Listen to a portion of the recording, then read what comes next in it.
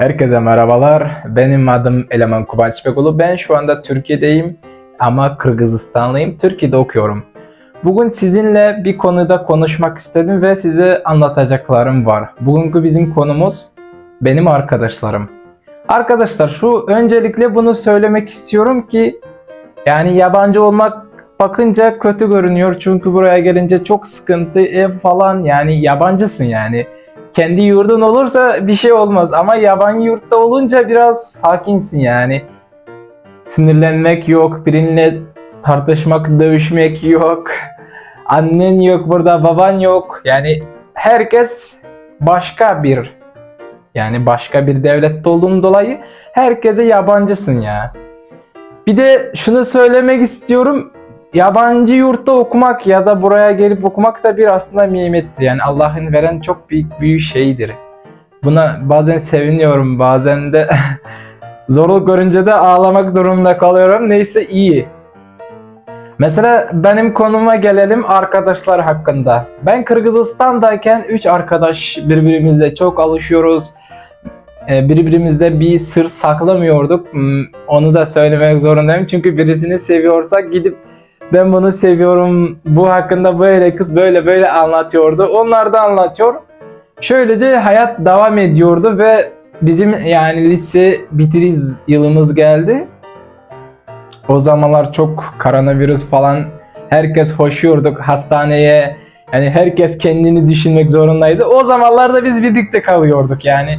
Yurtta kalıyorduk ya da apartmanda kalıyoruz. Yani birbirimizle çok alışmışız ve birlikte yemek yiyoruz, birlikte film izliyoruz falan. Böylece zaman geçiyorduk. Maalesef 3. sınıf, yani 3. sınıfı bitirince hani herkes hayali ya da ailesinin durumuna bakarak bir yerde okumak ya da çalışmaya gitmek zorundaydı. Ve biz bunu yaptık. Yani bazen üzülüyorum, bazen de bilmiyorum ne diyeceğim. Benim içimizde ikimiz okumaya karar verdik, birisi çalışmaya. O da okumayı istiyordu aslında. Neyse, ailevi durum ve hayat böyle yani, bir şey diyemiyoruz. Bazen insana çok lazım olan şeyi yapmak zorunda kalıyor. Ama benim de durumum böyle oluyordu. Neyse, ben okumaya karar verdim çünkü çok hayallerimin peşinde koşuyordum aslında, açıkçası söyleyeyim. Ve çok dil öğrenmek, yani yabancı yurda gidip dil öğrenmek, oradan öğrensem başka yurda gitmeyi çok istiyordum aslında. Ve bunun sonucunda gittim yani, Türkiye'ye geldim. Öncelikten de gelmiştim ama şu an okumak ve yaşamak başka bir şey aslında. Gezmek başka, okumak, kalmak, yaşamak ve alışmak başka bir şeydir. Ve bunu da genel olarak söylemek istiyorum. Yani böylelikle hayat devam ediyor. Arkadaşım dedi ki ben Rusya'ya çalışmaya gideceğim. Tamam, yani üzüldüm açıkçası çünkü yani bu yaşta çalışmak, yani herkes durumuna bakarak iş yapardı ama dedim ki gel arkadaşım, Türkiye'ye gidelim. Aç kalırsam kalırım, evsiz kalırsak kalırız ama okuyacağız dedim. Düşünüyordum aslında ama maalesef yani ailesinin durumuna da baktı, bir şeylere de baktı, sonuçta gitti. Burada para kazanıyor ve okuyacak niyeti de var inşallah. Türkiye'ye geldim ben, burada bildiğiniz gibi biraz çok önce gelince para harcıyorsun, geziyorsun, biraz yemek falan yiyorsun, sonunda para bakıyorum bitiyor. Dedim ki çok paraya sıkmaya başladım, yani çok harcamaya başladım. Evden yemek yiyordum ama neredeyse para bitmişti. Yani parayı çok harcadığım için annemden de para soramıyordum ve elim çok sıkıştı. Bu durumu size söylüyorum açıkçası. Dedim ki çok kötü durum oldu ve sinirliydim. Arkadaşlarım arıyor, soruyor ne oldu, iyi misin falan.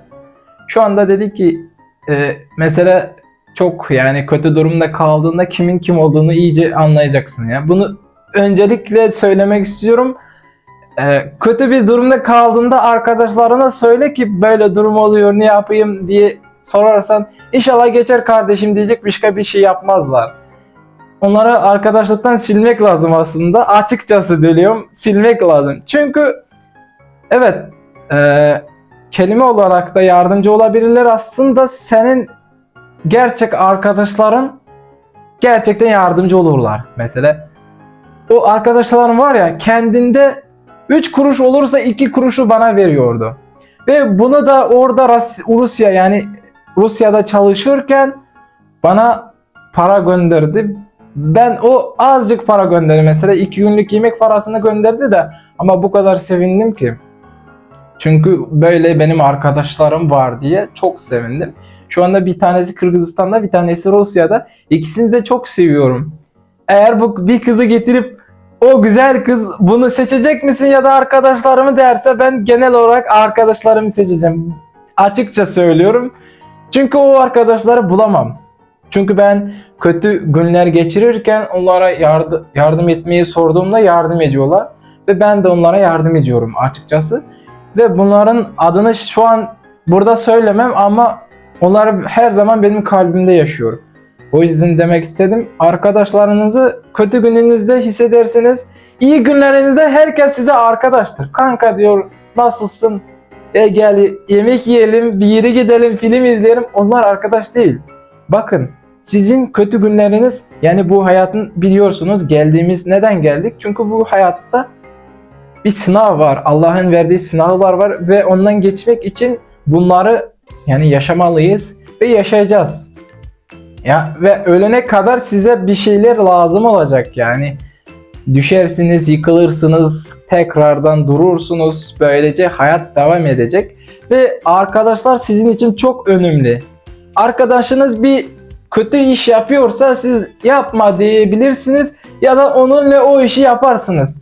Gerçekten bunu yaparsınız ve işte siz de bir kötü insan oldunuz. Arkadaşınız bir iyi iş yapıyorsa onu yapma diyemiyorsunuz, yapar. Çünkü o iyi iş ve siz de yaparsınız, sonucu iyi çıkar. Ve o yüzden ben arkadaşlarımı çok seviyorum. Size de tavsiye edeceğim ki arkadaşlarınızı iyice seçin. Ve sizin bu hayatınızda onlar yardımcı olurlar ve siz de onlara yardımcı olursunuz. Çünkü insan tek başına bir şey başaramaz ve bir şey tek başına yaşayıp tek başına gidemez. O yüzden ben demiyorum ki herkesi bırakıp bir iki tane arkadaş seçin demiyorum aslında. Hepsini yapabilirsiniz ve genel olarak istediğim arkadaşlarınızı iyice seçin ve arkadaşlarım ben seviyorum.